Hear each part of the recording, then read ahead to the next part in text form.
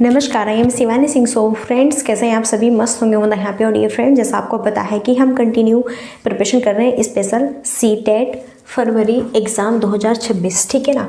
और देखो, सीडीपी की मैंने थ्योरी क्लास भी स्टार्ट कर दी है और मैं सीडीपी के प्रीवियस क्वेश्चंस पेपर भी कंटिन्यू क्लासेस आपकी आएगी। ओके, प्रैक्टिस सेट यहाँ पे ये 31 है। इससे पहले मैंने 30 कंप्लीट करा दिए हैं। ओके, बाय शिवानी सिंह मेरे ही थ्रू कंटिन्यू सेशन आपको यहाँ पे कराया जाएगा। और सेशन की बात करते हैं, बहुत ही गजब लाजवाब मस्त सेशन यहाँ पे होने वाला है।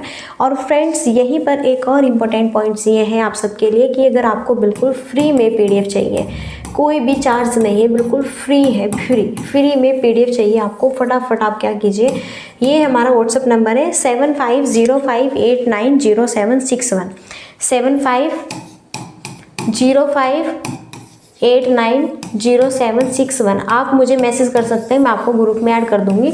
निरंतर टेलीग्राम ग्रुप में यहाँ पर बिल्कुल पीडीएफ फ्री मिलेगी, ठीक है ना। चलिए तो स्टार्ट करते हैं। और यहाँ पे हमारे क्वेश्चंस होंगे 15। बहुत अच्छे से समझेंगे सारे जो है ऑप्शंस को, अच्छे से क्वेश्चन को भी देखेंगे, ठीक है ना।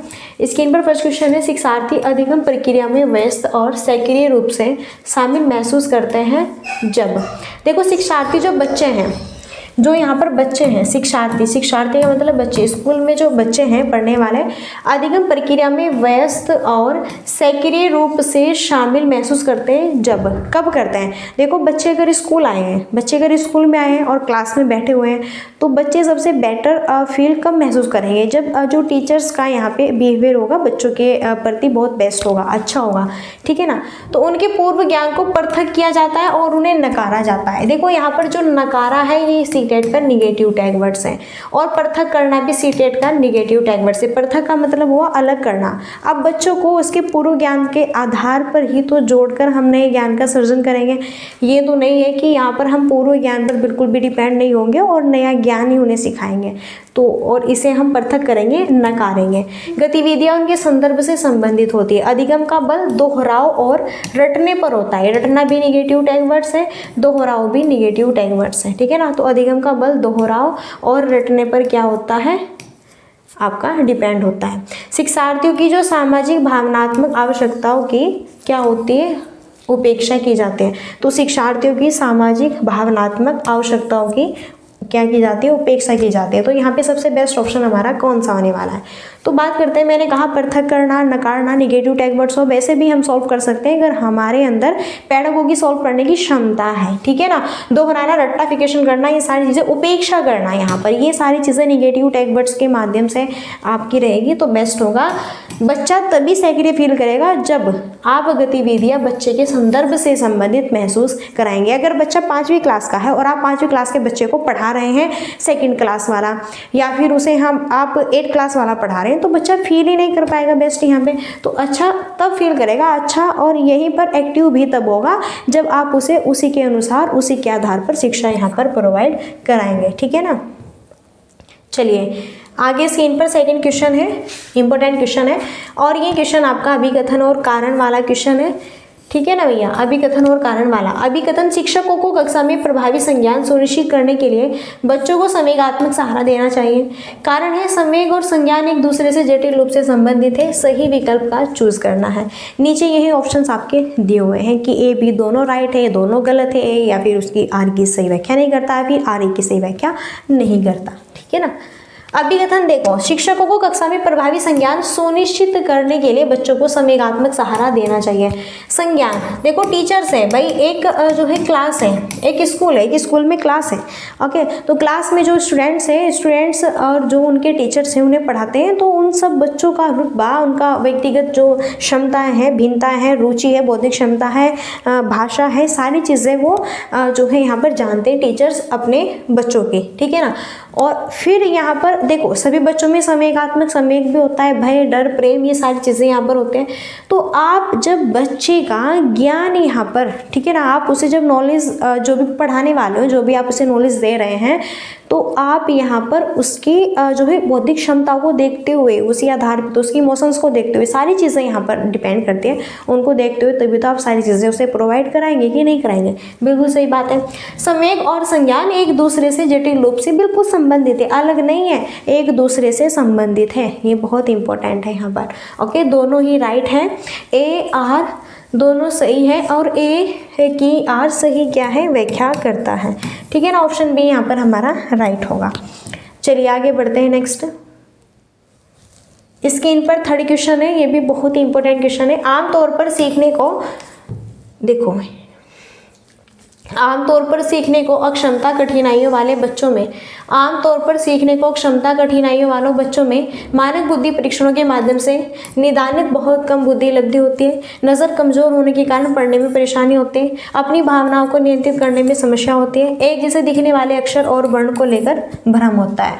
तो आमतौर पर सीखने को अक्षमता कठिनाइयों वाले बच्चों में क्या होता है, आमतौर पर सीखने को अक्षमता और कठिनाई वाले बच्चों में क्या होता है। ठीक है ना, देखो जो सीखने में अक्षम होते हैं और कठिनाई उन्हें फील होती है, क्या ऐसे बच्चे किस तरह से यहाँ पर किस कैटेगरी में आएंगे। क्या मानक बुद्धि परीक्षण के माध्यम से निदानित बहुत कम बुद्धि लब्धि होती है? नो, ये तो आपका आईक्यू लेवल होता है कि भैया किसी का आईक्यू लेवल जो है यहाँ पर प्रतिभाशाली बच्चा है, कोई सामान्य बच्चा है, कोई मंदबुद्धि का है, जड़ बुद्धि का है, सबकी अलग अलग जो है अपॉर्चुनिटी होती है माइंड की। ठीक है, अगर भाई नज़र कमज़ोर होने के कारण पढ़ने में परेशानी हो रही है तो नज़र कमज़ोर का मतलब है कि वो दृष्टिबाधित बच्चा हुआ यहाँ पर। ठीक है ना, सीखने में अक्षमता कठिनाइयों से नहीं जूझ रहा। अपनी भावनाओं को नियंत्रित करने में समस्या होती है, अपनी भावनाओं को नियंत्रित करने में क्या हो रही है, समस्या उत्पन्न होती है। या यहाँ पे राइट होगा, एक जैसे दिखने वाले अक्षर और वर्ण को लेकर क्या होता है, भ्रम होता है यहाँ पर।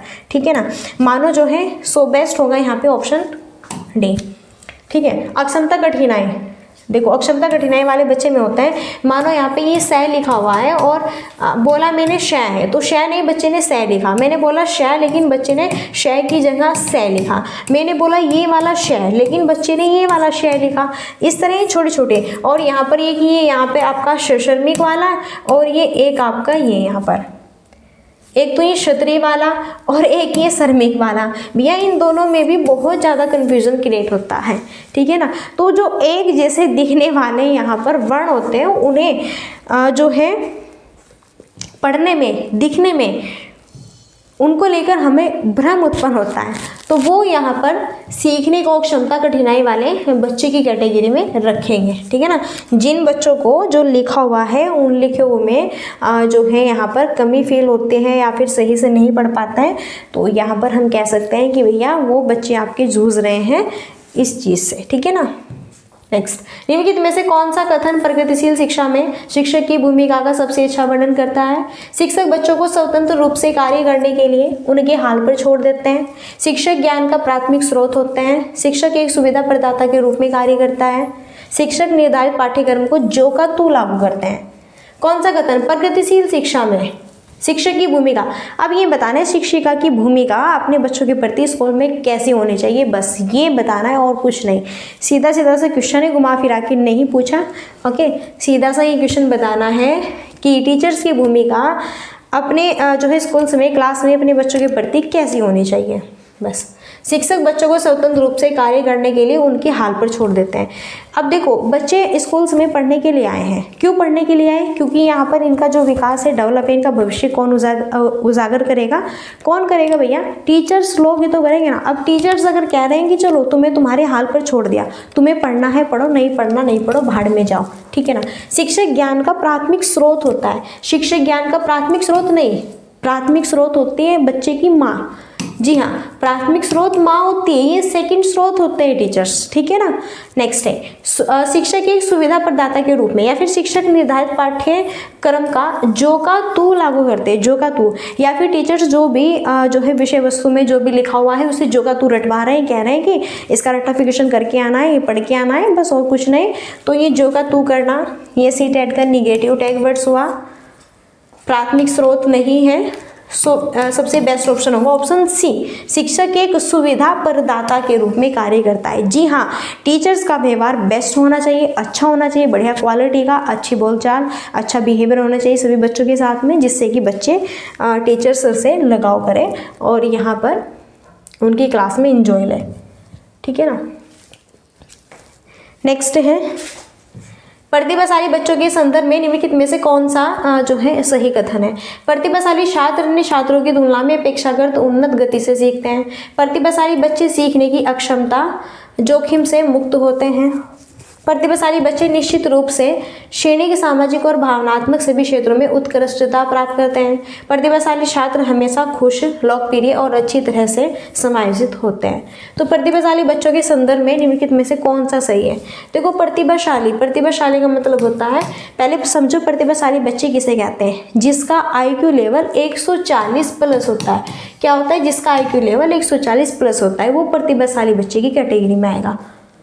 ठीक है, तो प्रतिभाशाली बच्चों के लिए कौन सा ऑप्शन से यहाँ पे बेस्ट है। देखो प्रतिभाशाली छात्र अन्य छात्रों की तुलना में जो है अपेक्षाकृत उन्नत गति से सीखते हैं।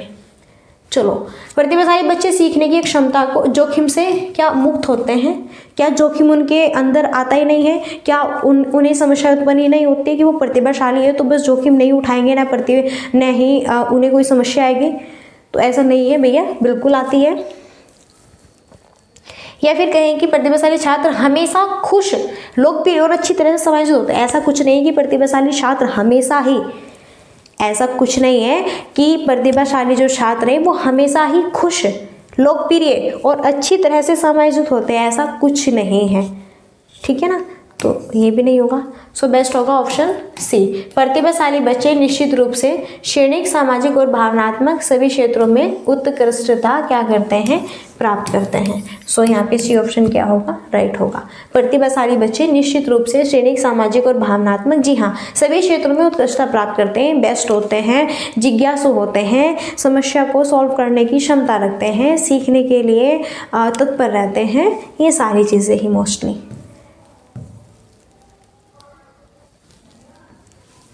जीन प्याजे के अनुसार निम्नलिखित में से कौन सी क्षमताएं पूर्व संक्रियात्मक अवस्था की विशेषता हैं। प्रतीकात्मक खेल और जीववाद, वर्गीकरण और क्रमबद्धता, संरक्षण और अमूर्त चिंतन, नकल और प्रतिवर्तीता।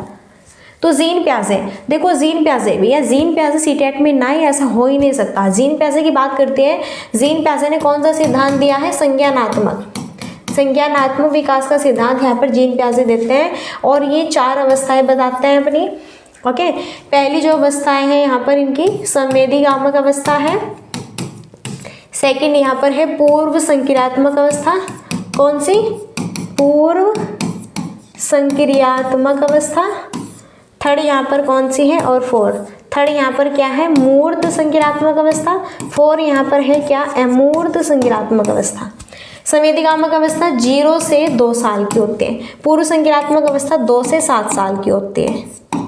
और मूर्त संज्ञानात्मक अवस्था 7 से 11 साल की होती है। और अमूर्त 11 से 18 प्लस होती है। ठीक है ना, तो जीन प्याजे के अनुसार अब ये बताना है कौन सी क्षमता पूर्व संक्रियात्मक अवस्था, यानी कि पूर्व संक्रियात्मक अवस्था में बच्चे के अंतर्गत। अब देखो 2 से, अब आप बात करो 2 से 7 साल के बच्चे में क्या क्या चीज़ें उत्पन्न हो सकती है, ये बताना है 2 से 7 साल के बच्चे के बीच में। ठीक है, क्या बच्चा 2 से 7 साल का बच्चा वर्गीकरण और क्रमबद्धता चीज़ों को सीख लेता है। तो 2 से 7 साल का बच्चा इतना भी परफेक्ट नहीं है। 2 से 7 साल का बच्चा इतना भी परिपक्व नहीं हुआ है कि वो चीज़ों को क्रम में लगाना जान गया, क्रम में उसे सारी चीज़ें पता चल गई, उसे सजीव निर्जीव में डिफरेंट पता चल गया, ऐसा कुछ नहीं है। संरक्षण और अमूर्त चिंतन, अमूर्त चिंतन तो आपका अमूर्त में आएगा जब आपकी एज 11 से 18 प्लस होगी। नकल करोगे, प्रतिवर्तीता, देखकर सीखोगे, नकल करना, अनुकरण, तो ये हमारा संवेदीगामक अवस्था में आएगा जब हम छोटे से नन्हे मुन्ने से होते हैं यहाँ पर। ठीक है ना, और हम दूसरों की नकल करके चीज़ें सीखते हैं। तो पूर्व संक्रियात्मक अवस्था की विशेषता यहाँ पर होगी क्या, इस स्टेज में 2 से 7 साल के बीच में बच्चा प्रतीकात्मक खेल गतिविधि के खेल बहुत इंपॉर्टेंट होगा उसके लिए। ठीक है ना, कुछ भी दे दो बस खेलना है हर चीज़ में। और क्या जीववादी सोच होगी, मानो कि गुड़िया से खेल रही है एक बच्ची, यहाँ पे एक नन्ही सी प्यारी सी छोटी सी बच्ची गुड़िया से खेल रही है। और गुड़िया से खेलते वक्त क्या कह रही है यहाँ पे, मानो कि गलती से गुड़िया का एक हाथ टूट गया या फिर उसकी गर्दन अलग हो गई, तो क्या कहती है, मम्मा मम्मा देखो तो इसको, देखो जल्दी से, मेरी गुड़िया मर गई, इसका हाथ टूट गया, इसका हाथ सही करो, इसे डॉक्टर के पास लेके जाओ, इसे ये करो वो करो। तो ये क्या है, जीववादी सोच है। तो ये पूर्व संक्रियात्मक अवस्था की विशेषता है। ऑप्शन ए राइट होगा। ओके, नेक्स्ट आलोचनात्मक सोच वाले पर्सन पूछने का प्राथमिक उद्देश्य क्या है?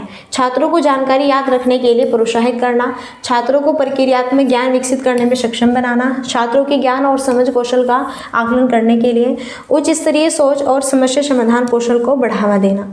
तो आलोचनात्मक सोच वाले पर्सन पूछने का प्राथमिक उद्देश्य क्या है? देखो, आलोचनात्मक सोच वाले पर्सन हम किसे कहते हैं? सबसे पहले तो हम बात करें आलोचनात्मक किसे कहते हैं। आलोचनात्मक का मतलब होता है जब हम जो है एक कैटेगरी से नहीं बल्कि डिफरेंट कैटेगरी से सोच सकते हैं। ओके, मानो मैंने कहा वर्षा क्यों होती है, बताओ। मैंने कहा वर्षा क्यों होती है, तो सब बच्चे अलग अलग इसके आंसर देंगे। मैंने कहा कि पानी, अगर मैं आपसे पूछूं कि बताना है पानी जो है जल वर्षा, ठीक है ना, पानी जल जो है वर्षा, यहाँ पे इसके बारे में हम चर्चा कर रहे हैं। ये है क्या?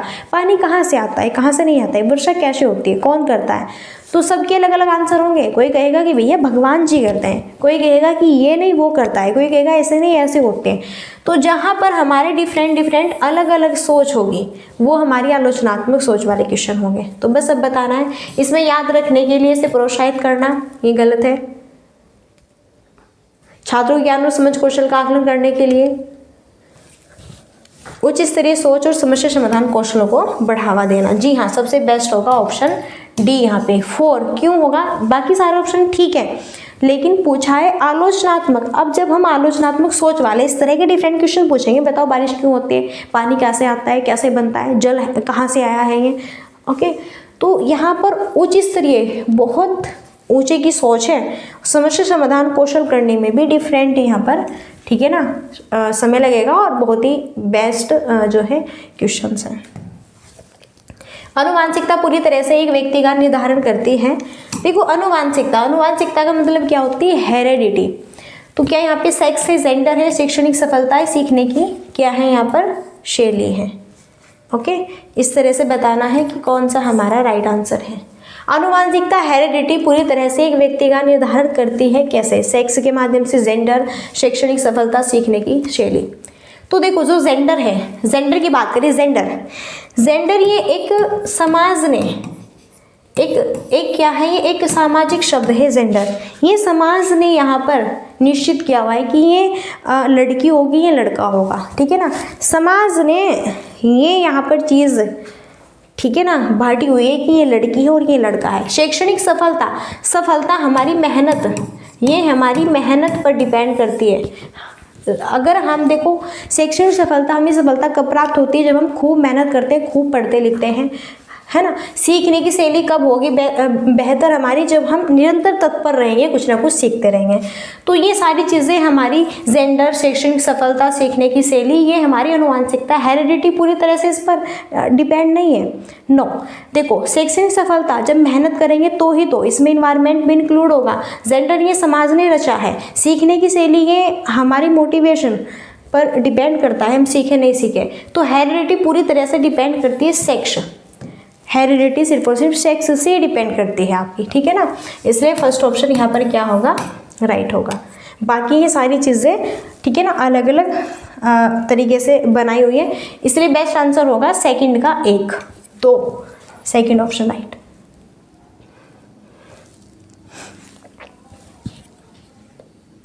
देखो, बच्चों की लंबाई और वजन में वृद्धि किसका उदाहरण है? संज्ञानात्मक परिवर्तन का, मात्रात्मक का, गुणात्मक का, भावात्मक परिवर्तन। देखो, ऐसे ऐसे क्वेश्चन बनते हैं आपके एग्जाम में, ठीक है। क्वेश्चन है कि बच्चों की लंबाई, देखो बच्चों की जो लंबाई है, वजन, वृद्धि किसका उदाहरण है? सीधी सी बात है, पूछा है कि वृद्धि है आपकी क्या? वृद्धि है मात्रात्मक। मैंने बताया, मानो एक व्यक्ति है, 2 पैर है, 2 हाथ है, बाल है, ये एक व्यक्ति है। इसे हम माप सकते हैं, बिल्कुल हम इसे माप सकते हैं कि भैया ये व्यक्ति कितने फुट का है, कितने फुट कितना इंच का है। मानो ये व्यक्ति 5 फुट कुछ इंच का यहाँ पर है, चलो मान लिया, माप सकते हैं, बिल्कुल माप सकते हैं, ओके। और इसका वजन भी हम यहाँ पे माप सकते हैं कि वजन कितना है भैया। भैया इसका वजन है 45 किलो, ठीक है ना। कितना है 45 किलो यहाँ पर इसका वजन है। तो दोनों यहाँ पर क्या हुई, मात्रात्मक परिवर्तन। जी हाँ, वृद्धि किसका उदाहरण है, वृद्धि को हम माप सकते हैं, वृद्धि को हम तौल सकते हैं, माप सकते हैं, ठीक है ना। तो ये आपका एग्जाम्पल होगा, फॉर एग्जाम्पल मात्रात्मक परिवर्तन के अंतर्गत आएगा, ठीक है ना। चलिए आगे बढ़ते हैं। वाइगोत्स्की के अनुसार बच्चे अपने स्वयं के व्यवहार को किस प्रकार नियमित करते हैं, खुद को पुनर्बलन के उपयोग द्वारा, अनुकूलन की प्रक्रियाएं द्वारा, आत्मवाक के प्रयोग के द्वारा, संतुलीकरण की प्रक्रिया के द्वारा। तो वाइगोत्स्की की बात करते हैं। देखो यहाँ पे वाइगोत्स्की, लेओ वाइगोत्स्की के अनुसार बच्चे अपने स्वयं के व्यवहार को किस प्रकार नियमित करते हैं। वाइगोत्स्की का मतलब क्या होता है, वाइगोत्स्की आपके क्या है, एक मनोवैज्ञानिक है। भाई पढ़ा के दिमाग थोड़ा आउट हो गया। वाइगोत्स्की कौन है, मनोवैज्ञानिक है आपके, ओके। और ये सिद्धांत देते हैं सामाजिक सांस्कृतिक सिद्धांत। कौन सा सिद्धांत देते हैं, ये आपके सामाजिक सांस्कृतिक सिद्धांत यहाँ पर देते हैं। बच्चे कैसे सीखते हैं, समाज के साथ में अंतःक्रिया करके, विचार विमर्श करके, बातचीत करके, ओके, इस तरह बच्चे सीखते हैं। तो वाइगोत्स्की के अनुसार बच्चे अपने स्वयं के व्यवहार को, देखो वाइगोत्स्की के अनुसार जब बच्चे स्वयं बातचीत कर रहे हैं, मानो कि एक बालक है और खुद ही खेल रहा है कार से खेल रहा है, कभी ऊपर चढ़ाता है कार को, कभी नीचे उतारता है, कभी गिर जाती है, कभी पलट जाती है, खुद ही बोलता रहता है, हाँ मेरी गाड़ी पलट गई, हाँ मेरी कार इधर जा ली, ये हो गया, मेरी गाड़ी टूट गई, वो हो गया। उसके पास कोई नहीं है, न कोई उससे उसकी समस्या पूछ रहा, न कोई उसके साथ बोल रहा, जबकि खुद ही बच्चा बड़बड़ा रहा है, खुद ही बोल रहा है, खुद ही मनमोहक है यहाँ पर। सो बेस्ट होगा, ये आपका होगा वाइगोत्स्की के अनुसार आत्मवाक का प्रयोग। आत्मवाक के प्रयोग के थ्रू जब बच्चा स्वयं बात करता है, खुद ही बातचीत कर रहा है, खुद ही बोल रहा है, ओके, वो आएगा आत्मवाक के अंतर्गत। नेक्स्ट, विकास के संदर्भ में निम्नलिखित में से कौन सा कथन सही है। विकास के विभिन्न पहलू एक दूसरे से स्वतंत्र होते हैं। विकास एक असतत प्रक्रिया है। विकास चक्रीय तरीके से होता है, रैखिक नहीं। विकास विशिष्ट से सामान्य की ओर बढ़ता है। तो विकास के संदर्भ में निम्नलिखित में से कौन सा कथन सही है, ये बताना है। विकास के संदर्भ में निम्नलिखित में से कौन सा कथन सही है, ये बताना है, ठीक है ना। विकास एक क्या है, असतत प्रक्रिया नहीं, विकास एक सतत प्रक्रिया है। विकास चक्रीय तरीके से होता है, रैखिक नहीं। विकास एक दूसरे से स्वतंत्र है, नहीं, एक दूसरे से स्वतंत्र नहीं, एक दूसरे से संबंधित है। विकास विशिष्ट से सामान्य की ओर नहीं होता, बल्कि सामान्य से विशिष्ट की ओर होता है। विकास सामान्य से विशिष्ट की ओर होता है। पहले बच्चा बैठना सीखेगा, फिर पहले बच्चा उठना सीखेगा, फिर बैठना सीखेगा, फिर चलना सीखेगा, फिर दौड़ना सीखेगा, ठीक है ना। तो विकास चक्रीय तरीके से होता है, रैखिक नहीं। जी हाँ, चक्रीय विकास ना ऐसे वर्तुलाकार होता है, कभी घटता है कभी बढ़ता है, इस तरह से आपका होता रहता है विकास, ठीक है ना। सो सी ऑप्शन यहाँ पे राइट होगा। कक्षा 5वीं के बच्चों को तैरने और डूबने की अवधारणा को पढ़ाने के लिए संरचनावाद में दृढ़ विश्वास रखने वाले शिक्षकों द्वारा कौन सा शैक्षणिक दृष्टिकोण अपनाया जाएगा। निर्देशित खोज है, व्याख्यान विधि है, वीडियो दिखाना, पावर पॉइंट प्रस्तुतिकरण दिखाना। देखो 5वीं क्लास के बच्चे हैं, 5वीं क्लास के बच्चों को टीचर्स तैरना डूबना इसकी अवधारणाओं को पढ़ा रहे हैं। तो टीचर सबसे अच्छे तरीके से इसे कैसे समझा सकता है कि कैसे तैर सकते हैं आप, कैसे डूब सकते हैं। तो क्या व्याख्यान देंगे। देखो 5वीं क्लास के बच्चे को आप व्याख्यान बिल्कुल भी नहीं दे सकते, ओके, क्योंकि ये छोटी क्लास का बच्चा है भैया, व्याख्यान अभी नहीं समझ पाएगा।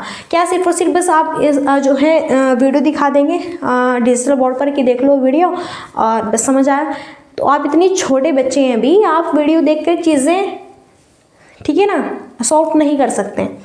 पावर पॉइंट यूज़ करेंगे, जबकि क्या खुद निर्देशित खोज करेंगे। तैरना डूबना बच्चों को आसपास भ्रमण के लिए लेके जाएंगे, कैसे तैरा जाता है तैर कर दिखाएंगे, बच्चों को भी तैराना सिखाएंगे। कैसे डूबा जाता है, कैसे ये वस्तु डूबती है, कैसे नहीं, सारी चीज़ें। मानो कि हमने 2 गिलास लिए, ठीक है ना, और इनमें दोनों में पानी भरा हुआ है और इसमें हमने कागज़ का टुकड़ा डाला और इसमें हमने कागज़ का टुकड़ा डाला और इसमें हमने एक कंकड़ डाले। क्या कंकड़ डाले, तो कंकड़ क्या है, भारी है, नीचे बैठ जाएगी, डूब जाएगी। कागज़ क्या है, हल्का है, ऊपर तैरता रहेगा। तो तैरना और डूबने की धारणा को हम इस तरह से पढ़ाएंगे बच्चों को, खुद एक्टिविटीज़ के माध्यम से, ठीक है ना। सो चलिए फ्रेंड्स, आई होप चीज़ें क्लियर हो गई होंगी लास्ट क्वेरी हमारी यही रहती है, like and share and subscribe की। सो सेशन अगर आपको अच्छा लगता है, बड़े हैं यहाँ पे, ऑब्वियसली आप सेशन को लाइक एंड चैनल को सब्सक्राइब कर लो फटाफट, क्योंकि तभी आपको कंटिन्यू सेशन यहाँ पर मिलेंगे। जब आप भी मोटिवेट करेंगे तब हम मोटिवेट होंगे, ठीक है ना। तो चलिए फ्रेंड्स, अब यहीं पर हम अपनी वाणी को देते हैं विराम और मिलते हैं नेक्स्ट सेशन में। और तब तक के लिए so thanks for watching, keep study and bye bye, take care, जय हिंद, जय भारत, नमस्कार।